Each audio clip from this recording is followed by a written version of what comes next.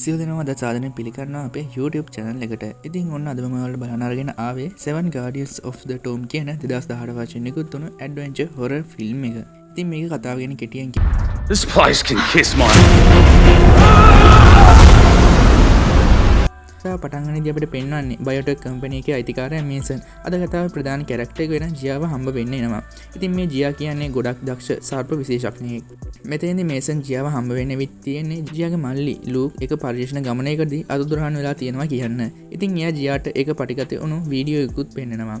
මෙතෙන්දී මේ වීඩියෝ එකේ තියෙන්නේ ලූක් අන්තිම වතාවට අතුරුදහන් වෙන්න කලින් මේසන්ට ගත්ත වීඩියෝ කෝල් එක. ඉතින් මේසන් ජියාට කියනවා ලූක් හොයාගන්න එයාට උදව් වෙන්න කියලා. එතනි කට් කරලා අපිට පෙන්වන්නේ ඊට දවස් කීපයකට කලින් ලූක් සහ එයාගේ යාළුවා ඊතන් යනවා ගවේෂණයකට. ඉතින් ලූක් කියන්නේ ගොඩක් දක්ෂ වගේ බුද්ධිමත් පුරාවිද්‍යාත්මක ගවේෂකයෙක්. ඉතින් මේ ලූක් සහ එයාගේ යාළුවා මේ දෙන්නව අහම්බෙකින් එක භූගත උමගකට ඇතුළු වෙනවා. ඉතින් මෙතෙන්දී ලූක් හොයාගන්නවා එයාලා හොයන්න ආපු මේට අවුරුදු දහස් ගණනකට කලින් අයිති වුණු මාලිගා සංකීර්ණයකට තමයි මේ ඇවිත් තියෙන්නේ කියලා. ඒත් ඉතින් මෙයාලට වැඩි වෙලාවක් නම් මෙතන ඉන්න ලැබෙන්නේ නැහැ. මොකද අභිරහස් විදිහට එන සතෙක් විසින් මෙයාලට පහර දෙනවා. ඉතින් මෙතනදී ඊතර්නේ සතාට ගොදුරු වුණත් ලූක් බොහොම අමාරුවෙන් ඒ සතාගෙන් ගැලවෙන්න උත්සාහ කරනවා. දැන් අපිට පෙන්වන්නේ ජියා මේසන් එක්ක එනවා මේසන්ගේ කණ්ඩායමේ අය ඉන්න තැනට. ඉතින් මෙතන චෙන් සූ කියන පුරාවිද්‍යාඥයෙක් මිරි කියන මේසන්ගේ කම්පැනි එකේ සංවිධායකවරියක් වගේම ගැරි කියලා පුද්ගලයෙකුත් ඉන්නවා. ඉතින් මේසන් මෙයාලට ජියාව හඳුන්වලා දෙනවා. මේ වෙනකොට මේ අය ලූක් සහ ඊතන්ගේ GPS චෙක් කරන ගමන් තමයි ඉන්නේ. ඉතින් එයාලා මේ ඉන්නේ කාන්තාර කඳුකර ප්‍රදේශයක. ඒ වගේම තවත් ටිකකින් මේ ස්ථානයට 4 වෙනි මට්ටමේ දූවිලි කනාටුවකුත් එනවා වගේම පුළුවන් ඉක්මනින් මෙයාලා ඒ තැනට පිටත් වෙන්න ඕනි කියලා දැනගන්නවා. ඉතින් මේ වෙලාවේදී මෙතනට තවත් එක කණ්ඩායමේ සමාජිකයෙක් එනවා. මෙයා තමයි ජැක්. ජැක් කියන්නේ සෝදිසි කිරීම හා ගලවා ගැනීම නිලධාරියෙක්. ඉතින් මෙයා කලින්ම ආර්මි එකේ හිටපු කෙනෙක්. පස්සේ මේ කට්ටිය ඉක්මනින්ම ජීප් එකේ ලූක් ඉන්න තැන GPS සංඥා එන තැනට පිටත් වෙන්න යනවා. ඉතින් ජියා ජීප් එකේදී මේසන්ගේ බඩු මල්ලේ එක ඇන්ටිබයොටික් එකකුත් තියෙනවා දකිනවා. ඒ ජියා මේ වෙලාවේදී මේක වැඩිය ගණන් ගන්නේ නැහැ. ඉතින් මෙයාලට යන්න තියෙන්නේ කාන්තාරයක් මැදින් වගේම දූවිලි කනාටුව මෙහාට එන ගමන් තමයි තියෙන්නේ කියලාත් පරිගණකයෙන් දකිනවා. ඒ වගේම කුණාටුවත් එක්ක විද්‍යුත් විසර්ජන නැති වෙන්නත් පුළුවන්. ඒක නිසා ඉක්මනටම යන්න වෙනවා කියලාත් මෙයාලා තීරණය කරනවා. ඉතින් මෙයාලා යන අතරමඟදී ලොකු මීහරක් රංචුවක් මැරලා ඉන්නවා කියලා දකිනවා. ඉතින් මෙයාලා ඒ සත්තු මැරුණු විදිය ගැන පරීක්ෂා කරද්දී මෙයාලට දැනගන්න ලැබෙනවා මේ සත්තුන්ගේ ඇඟ ඇතුලේ මුකුත්ම නැහැ කියලා වගේම ඇඟේ හැමතැනම තියෙන දෂ්ට කිරිය සලකුණු නිසා විශ සතෙක් දෂ්ට කරලා යුෂ උරා බොන්න ඇති කියලා. ඒත් මෙයාලා පුදුම වෙන්නේ මෙච්චර සත්තු ගොඩක් ඉවර කරන්න තරම් මේ සතා මොකෙක් වෙන්න පුළුවන්ද කියලා. ඉතින් මේ වෙනකොට දූවිලි කුණාටුව මෙයාලා ළඟටම ඇවිත් කියලා පරිගණකෙන් සංඥා කරනවා වගේම ඉක්මනටම අකුණුත් එක්කම කුණාටුව මෙයාලා ඉන්න තැනට එනවා. ඉතින් මෙයාලා වාහනේ අරන් යන්න හැදුවත් වාහනේ ගලකට හිර වෙලා නිසා කට්ටිය බැහැලා වාහනේ තල්ලු කරනවා. ඉතින් ජියා තමයි දැන් ඩ්‍රයිව් කරන්නේ. මෙයාලා පුළුවන් තරම් ඉක්මනට මෙතනින් පැන ගන්න හැදුවත් කුණාටුව මෙයාලා ළඟටම ඇවිත් නිසා ඒක ගොඩක් අමාරු වෙනවා. ඉතින් මෙයාලා කොහොම හරි බොහොම අමාරුවෙන් යනකොට මිලිය හොයාගන්නවා මේ ළඟම බංකර් කිහිපයක් තියෙනවා කියලා. ඉතින් මෙයාලා බොහොම අමාරුවෙන් කුණාටුවෙන් බේරලා මේ එක පතලකට එනවා. ඉතින් එන්නම අකුණුත් එක්ක කුණාටුවත් වැඩි වෙනවා. ඉතින් දැන් මේ කුණාටුව ASCII මේ 8 දෙනාට කරන්න දෙයක් හිතා ගන්නත් බැහැ. ඉතින් මෙයාලට තවදුරටත් මෙතන ඉන්නත් බැහැ. ඒක නිසා මෙයාලා මේ බංකර් එක ඇතුලේ පොළොව යට බංකර් එකට යන තැනක් තියෙනවද කියලා හොයන්න ගන්නවා. මෙහෙම හොයනකොට මේසන්ගෙන් චෙන් අහනවා ඇත්තටම ලෝක ගවේෂණය කළේ මොකක් ගැනද කියලා. ඒත් ඉතින් මේසන් එයාට කියනවා ඒක ඔයාට වැඩක් නැති දෙයක් කියලා. මේ බංකර් එක ඇතුලේ පරීක්ෂා කරන ජැක්ට මේ ගිහින් මකුළු දැල්ලුවට බෙදලා තියෙන එක පුංචි අතදරුවෙකුත් හම්බ වෙනවා. ඉතින් මේ හැමෝම බෙදලා ගිහින් මේ බංකර් එක පරීක්ෂා කරන ගමන් තමයි ඉන්නේ. මෙහෙම යනකොට ජියාට මේ බංකර් එක ඇතුලේ එක කාමරයක ඉඳලා තවත් ළමයෙක්ව හම්බ වෙනවා. ඉතින් මෙයා නම් පණ පිටින් ඉන්නවා වගේම මොකක් හරි දෙයකට ගොඩක් බය වෙලා තමයි ඉන්නේ. ඉතින් ජියා ඒ ළමයව සංසුන් කරලා එයාගේ නම අහගන්නවා. එයාගේ නම තමයි ඉන්. ඉතින් ඉන්ට බය වෙන්න එපා කියලා ජියා ඉන්වත් ළඟට ගන්නවා. ඉතින් මෙතන බංකර් එක තුල පරීක්ෂා කරගෙන හිටිය මේසන් සහ චෙන්ට තවත් කාන්තාවකක විරූපී විච්ච මල්සිරුරක් හම්බ වෙනවා. ඉතින් මේ මල්සිරුර ඉඳන් ගොඩක් පුංචි මකුළු විශේෂයක් එළියට එනවා. වගේම එක පාටම චෙන්ගේ ඇඟට පනින මේ සතෙක් චෙන්ට දෂ්ට කරනවා. ඉතින් පස්සේ කට්ටියටම මේසන් කතා කරනවා. පස්සේ ජියා චෙන්ට පරීක්ෂා කරලා කියනවා මේ ෆනල් වෙබ් කියන මකුළු විශේෂය කියලා. ඒත් මෙයාලා ඕස්ට්‍රේලියානු මකුළු විශේෂයන් නිසා මෙයාලා මෙහෙ කොහෙන්ද කියලා ජියා පුදුම වෙනවා. කොහොම වුණත් මේ වෙනකොට මේ මකුළු විශේෂ චෙන්ගේ ශරීරය පුරා පැතිරෙන ගමන් තමයි තියෙන්නේ. ඉතින් චෙන්ව ජැක්ට බාර දීලා ජියා ජීප් එකට දුවන් ගිහින් අරයා කලින් දැකපු ඇන්ටිබයොටික් එකක් අරගෙන ඇවිත් චෙන්ට ඉන්ජෙක්ට් කරනවා. ඔන්න ඉතින් මේක නිසා චෙන්ගේ විෂ බැහැගෙන යන්න පටන් ගන්නවා. ඉතින් මේ අතරදී මිලි ජැකුයි මේ බංකරය ඇතුලේ තිබිලා භූගත බංකර් එකට යන තැනකුත් හොයා ගන්නවා. ඒත් මෙතන ලොක් කරලා තියෙන නිසා ජැක් මේ බංකර ඇතුලේම හොයාගෙන තෙල් කෑනයක් පාවිච්චි කරලා මෙතන පුපුරලා දාලා දොර අර ගන්නවා. ඉතින් පස්සේ මෙයාලා අකුණු නිසා මේතන විනාශ වෙන්න කලින් ඉක්මනටම බංකර් එකට යන්න යනවා. ඒත් බංකර් එකට යන පඩිපෙළේ ෆනල් වෙබ් ලගේ මකුළු දැල් ගොඩක් වියලා තියෙනවා. වගේම ජියා මෙතනදී මෙයාලට කියනවා මකුළු දැල් පාගන්න එපා. මොකද එහෙම වුණොත් ඒ සංවේදන ෆනල් වෙබ් වලට දැනෙන්න පුළුවන් කියලා. ඉතින් මෙයාලා හැමෝම හිමින් සිරුර පහළට බැහැගත්තා. වැරදීමකින් මිලිට මකුළු දැලක් පෑගෙන නිසා මෙතනට ෆනල් වෙබ්ලා විශාල පිරිසක් ඇවිත් මිලිට දෂ්ට කරනවා. ඉතින් ජැක් මේ සතුන්ටත් පහර දීලා මිලිවත් පැත්තකට ගන්නවා. වගේම මේසන්වත් මකුළුවෙක් දෂ්ට කරනවා. ඒත් මේසන් මේක කාටවත් කියන්නේ නැහැ. ඉතින් මේත් එක්කම මෙයාලට මකුළුව වට කරලා තියෙද්දි මෙතනට පහලින් මෙයාලව කඩන් වැටෙනවා. ඉතින් මෙයාලා දැන් ඉන්නේ බූගත උමගක. ඉතින් මෙතනදි ඇන්ටිබයොටික් එකක් මිලිට එන්නත් කරන ජියා බැලුවත් මෙතන තියෙන එක ඇන්ටිබයොටික් එකක් විතරයි. ඒත් ඉතින් මිලිට ගොඩක් මකුළුව දෂ්ට කරලා තියෙන නිසා එයාට එක එන්න තාක් හොඳටම මදි. ඉතින් කවුද මේ එන්නත් ටික ගත්තේ කියලා මෙයාලා හිතුවත් ඒ ගැන වැඩි මෙයාලට හිත ඉන්න වෙලාවක් නැහැ. මොකද මෙතනට ෆනල් වෙබ්ලා එන ගමන් තියෙන නිසා. ඉතින් ජැක් මෙතන අයගෙත් වෙන කාටද දෂ්ට කරලා තියෙන්නේ කියලා අහනවා. ඉතින් මකුළුවේ මේසන්ට දෂ්ට කරලා තිබුණත් එයා මුකුත්ම ජැක්ට කියන්නේ නැහැ. ඉතින් මේ මේසන් මුලින් ඉඳන්ම අරාදින්නේ මොකකටද කියලා අපිට තාම හිතාගන්න බෑ. පේන විදියට හැබැයි එයා මේ ගමන ඇවිත් තියෙන්නේ ලූකෝ හොයාගෙන යන්න නෙවෙයි. ඉතින් මේසන්ගේ කතාව අපි ඉස්සරහට බලලම දැනගමු. ඉතින් ජියා මෙතන මේසන්ට චෝදනා කරනවා එයා කලින් ඉඳන්ම මෙහෙම දෙයක් දැනගෙන හිටියා නේද කියලා. මොකද මේ ඇන්ටිබයොටික්ස් ටික මේසන් අරගෙන ආපු නිසා. ඉතින් මේ වෙලාවේදී මෙයාලගේ GPS උපකරණයේ සංඥාවන් නිකුත් කරද්දි ඒකට බය වෙන මේ යින් කියන පොඩි කෙල්ල ගලකින් ගහලා ඒක විනාශ කරලා දානවා. ඉතින් දැන් මෙයාලට යන තැන ගැන හිතා ගන්නත් බෑ. ඒත් ඉතින් ලෝකිටිය සංඥා ආවේ මේ හරියම නිසා මෙයාලා හිතනවා එහෙනම් ලෝක් වෙන තැනකින් ඇතුළට ආව වගේම අපිට තවත් තැනකින් එළියට යන්නත් පුළුවන් ඇති කියලා. පස්සේ මේ අය ඉස්සරහට යන්න තීරණය කරනවා. ඉතින් ඇත්තටම අර අතුරු දාන්න ඉතුරු ඇන්ටිබයොටික්ස් ටික හොරගම් කරගෙන තියෙන මේසන්.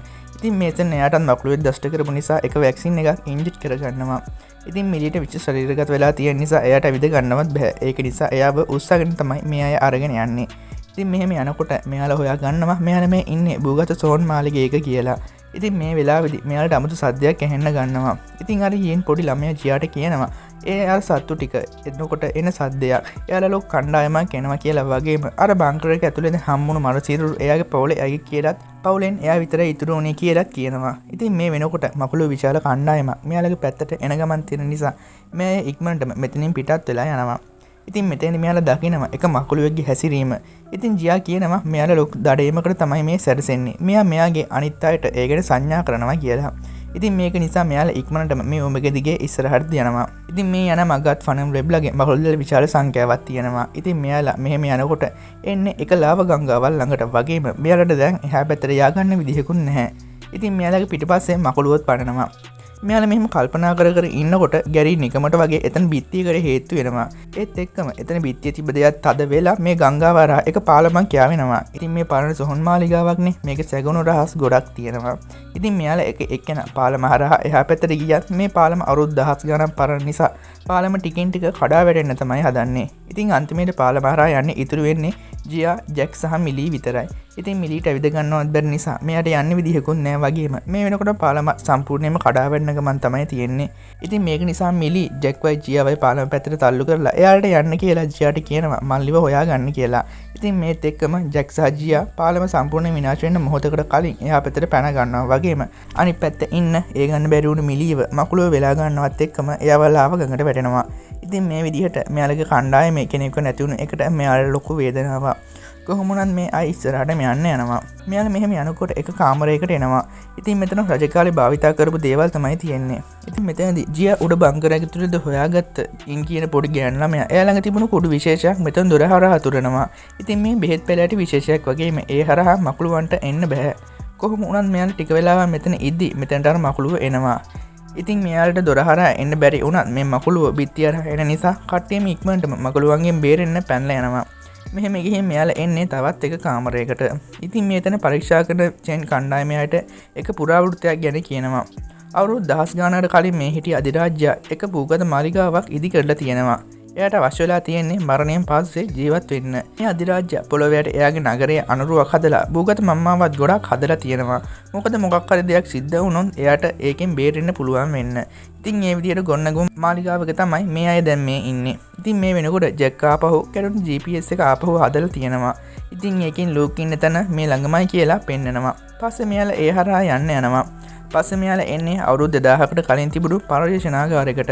ඉතින් මෙතෙන් තවත් පුරාවෘත්තයක් හෙළි වෙනවා. ඒ තමයි වුන්ෆු කියන අධිරාජ්‍යයා අමරණීය වෙන්න පානයක් හොයාගෙන තියෙනවා. ඉතින් ඒකින් එයාට පුළුවන් අමරණීය වෙන්න. ඒත් එයාට ඒක මොකක් හරි සිද්ධියක් නිසා පාවිච්චි කරන්න හම්බ වෙලා නැහැ. පුරාවෘත්ති විදිහට ඒ අමරණීය බෙහෙත මේ මාලිගා සංකීර්ණය ඇතුලේ කොහේ හරි හැංගිලා තියෙනවා. ඉතින් මේ බෙහෙත හදන්න ඕස්ට්‍රේලියාවට නැව් වලින් වුන්ෆර්ඩ් රාජ්‍යයේ පිරිස ගිහින් තියෙනවා. එයාට එහිදී එක මායාකාර වෙදදුරෙක්ව හම්බ වෙලා තියෙනවා. ඉතින් එහෙම තමයි මේ අය දැනගෙන තියෙන්නේ මේ මකුළු විශේෂයත් මේ අමරණීය බෙහෙත නිර්මාණය කරන්න අවශ්‍යයි කියලා. ඉතින් එහිදී හම්බුන වෙදදුරාගෙන් විස්තරات අරගෙන අවශ්‍ය කළමනාකරණ ටිකත් අරගෙන මේ අය ෆනම් ලැබ්ලා ටිකකුත් අරගෙන ආපහු මෙහාට ඇවිත් තියෙනවා වුන්ෆර්ඩ් රාජ්‍යයේ පිරිස. පස්සේ මේ අධිරාජ්‍යයේ පිරිස මේ මකුළුවන්ගේ යොදාගෙන පරීක්ෂණ කරලා තියෙනවා. ඉතින් එහෙම කරද්දි මේ මකුළුවන්ව මෙයාලා අභිජනනය කරලා තමයි මේ විදිහට විශාල මකුළු සේනාවක්ම දැන් හැදිලා තියෙන්නේ. ඉතින් පස්සේ කාලෙකදී අමරණීය වෙන බෙහෙත හදලා ඉවර වුණත් වුන්ෆර්ඩ් රාජ්‍යයට ඒක පාවිච්චි කරන්න ලැබිලා නැහැ. මොකද මේ මකුළුවන්ගේ ප්‍රහාරයක් අධිරාජ්‍යයට එල්ල වුණු නිසා. ඉතින් කණ්ඩායමේ අය මේ කතාව දැනගනිද්දි මේසන් වෙනම ගේමක තමයි ඉන්නේ. පැත්තක් පරීක්ෂා කරලා මේසන්ට මෙතන පෙට්ටගමක තිබිලා ඒ අමරණීය බෙහෙතත් හොයාගන්න පුළුවන් වෙනවා.